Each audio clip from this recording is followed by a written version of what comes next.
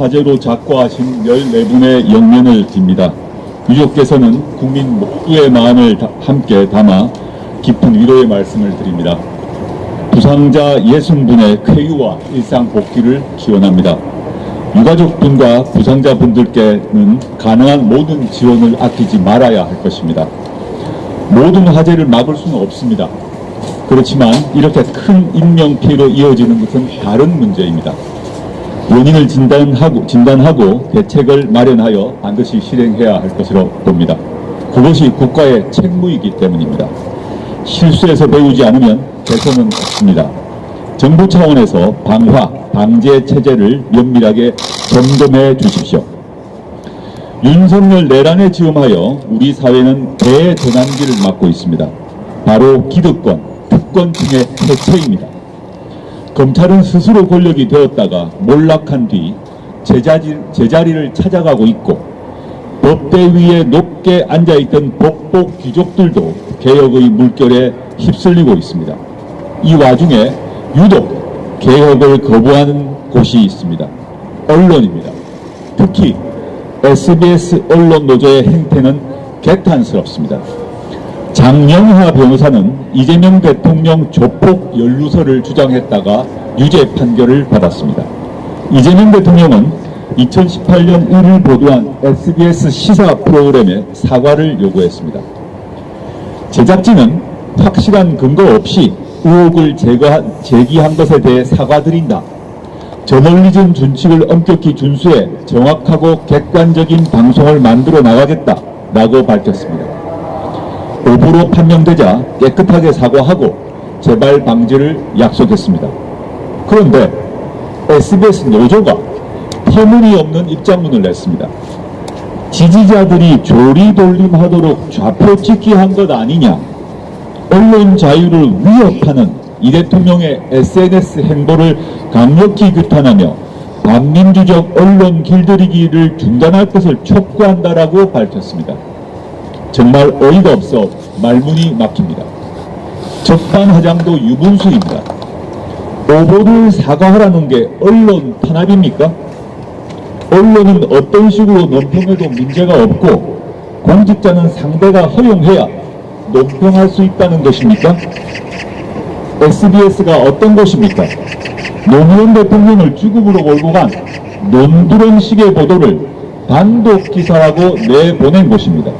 이는 이명박 정권 국가정보원과 검찰이 흘려준 것이었으니 추후 확인되었습니다. 그 뒤 SBS가 노무현 대통령의 유족에게 진심 어린 사과를 했다는 말을 들어본 적이 없습니다. 이재명 대통령은 좌표 찍기, 허위 보도로 조리돌림 당한 대표적 희생자입니다. 검찰과 몇몇 언론은 정치인 이재명을 죽여야 할 대상으로 찍었습니다. 하이에나식으로 집단 공격을 가했습니다. 유사한 경험을 했던 저로서는 동병상련을 느끼며 치가 떨립니다. SBS 노조에 묻습니다. 윤석열 독재 정권이 대놓고 언론 길들이기를 할 때는 왜 가만히 있었습니까? 이렇게 이중잣대를 대고 편향적이니 국민 신뢰가 낮은 것입니다. 영국 로이터 저널리즘 연구소는 최근 디지털 뉴스 리포트 2025를 냈습니다. 대한민국 전체 언론 신뢰도는 31%에 불과했습니다. 조사 대상 세계 48개국 중 37위 하위권입니다. 언론이 취재원에 대해 보통 시민보다 폭넓은 접근권을 갖고 다소 오류가 있어도 검증할 수 있도록 양해하는 이유가 있습니다. 언론의 자유는 민주주의에서 중요하기 때문입니다. 성역 없는 취재와 보도도 중요하지만 언론 스스로 성역이 될 수는 없습니다. 잘못이 있으면 인정하고 바로 잡아야 합니다. 권리만 주장하고 책임은 나 몰라라 하면 책임은 강제될 것입니다. 차제에 명백한 오보가 드러나면 같은 진연에 같은 양으로, 같은 방송 시간대에 같은 양으로 정정 보도하도록 법제화하는 등의 언론 개혁도 필요합니다. 감사합니다. 조국 대표님 발언 들었습니다. 다음 서항진 원내대표님 발언 듣겠습니다. 원내대표 서항진입니다. 조희대 대법원장 탄핵 소추안 발의가 국회에서 본격화하고 있습니다. 지난해 10월 조국 혁신당이 조희대 탄핵안을 최초로 공개하며 걸어온 길 위로 시대적 정의가 합류하고 있습니다. 당시 조국 혁신당이 촘촘하게 성안했던 탄핵안은 사법부의 독립을 자신들이 무너뜨리고 그래서 국민의 신뢰가 바닥으로 떨어진, 그러나 스스로는 어떤 혁신도 불가능해진 사법부를 국민의 이름으로 개혁하고자 한 선언이었습니다. 조희대 대법원장은 국민 주권주의와 대의민주주의, 정치적 표현의 자유와 선거운동의 자유, 죄형 법정주의와 적법 절차 등 헌법 질서를 본질적으로 훼손, 침해, 남용했습니다.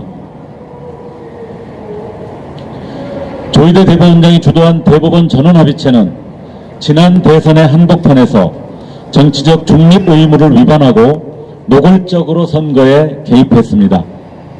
이재명 후보 사건에 대해 공정한 재판을 받을 권리를 난도질했습니다. 상고심 접수 후 단 34일, 전원합의체 회부 판결 선고까지 단 9일 만의 판결은 사법 역사상 유례없는 폭거였습니다. 무엇보다 국민은 사법부 수장의 이중성을 목격했습니다. 13 불법 비상계엄이라는 헌정 파괴 상황에서 조희대 대법원장은 어떤 공식 입장 표명도 없이 침묵으로 일관했습니다. 오히려 대법원의 사법 기능을 계엄군에 그대로 헌납하려 했습니다. 사법 독립 수호라는 책무를 국가적 위기 앞에 내팽개쳤고 정적을 향한 칼을 휘두를 땐 유례없는 속도전을 펼쳤습니다. 그 기만적인 행태는 역사에 반드시 기록될 것입니다. 사법부의 중립성과 공정성에 대한 심각한 의문이 제기되고 사법개혁을 향한 국민적 요구가 거세진 상황에도 조희대 법원은 사태의 본질을 외면한 채 사법부의 독립이라는 말만 앵무새처럼 반복했습니다. 대통령도 스스로를 국민의 모성이라 선언하고 스스로 권력이 되어 국민 위에 군림했던 검찰도 정부 외청의 공무원으로 복귀하는 국민 주권의 시대에 조희대는 아직까지 법복 입은 귀족의 수장 행세를 합니다. 조국 혁신당이 설계하고 제안했던 조희대 대법원장 탄핵의 길이 범여권의 공동행보로 이어지고 있습니다. 사법정의의 이름으로 가장 먼저 시작했던 이 싸움을 조국 혁신당이 끝까지 책임지고 매듭짓겠습니다. 감사합니다. 예, 다음은 신장식 최고위원님 말씀 듣겠습니다. 최고위원 신장식입니다. 우리는 지금도 12.3 불법 비상계엄이라는 헌정사적 폭력을 극복하고 있습니다. 국가의 근간이 흔들렸고 민주주의의 낭떠러지에 섰습니다. 헌법과 제도는 내란의 빈틈을 보였습니다. 따라서 헌법과 법률의 허점과 제도의 빈틈을 고치는 것은 선택이 아니라 의무입니다. 이런 상황에서도 헌법 개정에 나서지 않는 것은 무책임한 방치일 뿐입니다. 아니, 특별한 정치적 음모를 가진 것입니다. 소를 잃고도 외양간을 일부러 고치지 않겠다. 소를 한 번 더 잃고 싶다는 뜻은 아닌지 묻지 않을 수 없습니다. 소위 권력 나눠먹기 개헌을 하자는 것이 아닙니다. 12.3 사태와 같은 내란의 재발을 막기 위한 최소한의 방어선을 구축하자는 것입니다. 5.18과 분화민주정신을 헌법 전문에 새기고 계엄에 대한 국회의 통제권을 강화해 다시는 군합발이 민의를 짓밟지 못하게 하자. 대한민국이 지방분권 공화국임을 선언하자는 최소 필요 개헌을 하자는 것. 그리고 연속 개헌의 첫 발을 떼자는 것입니다. 국민은 이미 답했습니다. 국민 10명 중 7명이 개헌에 찬성하고 개헌에 찬성하고 계엄에 대한 국회 통제 강화에도 압도적으로 동의하고 있습니다. 그런데 국민의힘만 뒤로 물러서고 있습니다. 개헌특위도 국민투표법 개정도 6개 원내정당 연석회의도 외면했습니다. 무엇이 그렇게 두렵습니까? 5.18 정신을 헌법에 넣는 것이 두렵습니까? 계엄에 대한 국회 통제를 강화하는 것이 그렇게 불편합니까? 아니면 다시는 계엄이 발붙이지 못하게 하는 헌법 자체가 싫다는 말입니까? 국민의힘은 습관처럼 지금은 때가 아니다, 졸속이다 라고 말합니다. 하지만 헌정질서가 무너진 국가위기 상황에서조차 나중에를 외치며 시간을 끄는 정당은 보수정당이 아닙니다. 그저 변화를 가로막고 민주주의의 진보를 방해하는 정치 자영업 집단일 뿐입니다. 시간이 없습니다. 4월 7일은 개헌의 데드라인입니다. 6.3 지방선거와 함께 국민투표를 치르려면 4월 7일까지 국회에서 개헌안이 통과되어야 합니다.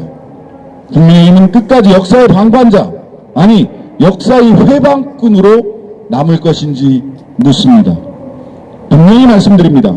내란의 꿈조차 꾸지 못하는 나라, 민주주의를 헌법으로 더 단단히 새겨넣는 나라, 지방분권 공화국을 향해 조국혁신당은 끝까지 가겠습니다. 예, 감사합니다. 마지막으로 정춘생 최고위원님 발언 듣겠습니다. 최고위원 정춘생입니다.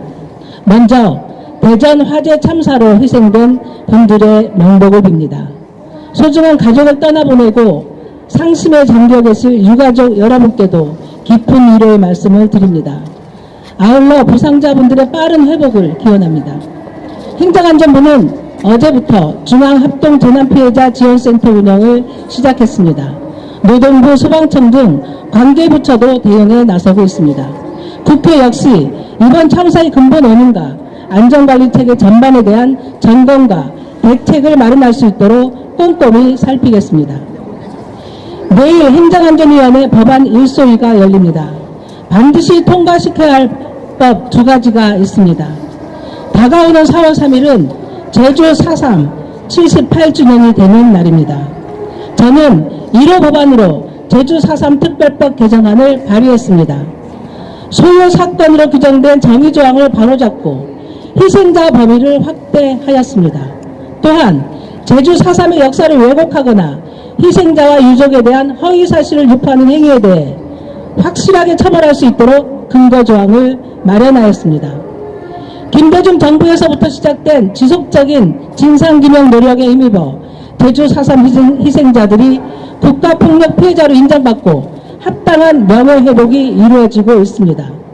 그러나 특정 세력에 의해 희생자와 유족에 대한 근거 없는 비방과 허위사실 유포를 통한 명예훼손이 지속되고 있습니다. 민주당과 국민의힘 의원님들께 호소합니다. 내일 열리는 법안 소위에서 이 법안 꼭 상정해서 통과시킵시다. 법안을 발의한 지 2년이 됐습니다. 다가오는 4.3 추념식에 희생자 유족에게 선물을 안겨드립시다. 다른 하나는 공휴일에 관한 법률 개정안입니다. 5월 1일 근로자의 날이 노동절로 제 이름을 찾은 지 4개월이 지났습니다. 그러나 노동절은 근로기준법에 따른 유급 휴일이라는 이유로 여전히 반쪽짜리 기념일로 남아있습니다. 이름만 되찾았을 뿐 노동자의 가치는 아직도 차별받고 있습니다. 특수고용 노동자와 플랫폼 노동자 그리고 공무원, 교원 노동자들은 그 권리를 누리지 못하고 있습니다. 모두의 노동절이어야 합니다. 노동자의 가치마저 차별받도록 해서는 안 됩니다. 저를 포함해 다수의 의원들이 노동절을 법정 공휴일로 지정하는 공휴일에 관한 법률을 대표 발의했습니다. 내일 행안위 법안 1소위에 이 법도 상정하여 통과시킵시다. 고용 형태와 관계없이 모든 노동자가 평등하게 노동절을 기념할 수 있도록 합시다. 이재명 대통령께서도 작년 12월 노동절에 민간 노동자와 달리 공무원은 쉬지 못한다고 지적하며 법정 공휴일 지정 필요성을 시사한 바 있습니다. 국회가 응답합시다. 노동절 공휴일 지정은 노동 존중 사회로 나아가기 위한 초석입니다. 다가오는 5월 1일 노동절은 반쪽짜리 노동절이 아닌 모두의 노동절이 되어야 합니다. 감사합니다. 네, 감사합니다. 이상으로 공개 최고위원회 회의를 마치고 본청 4층에서 정개특위 회의장에서 이후 일정 이어가도록 하겠습니다. 감사합니다.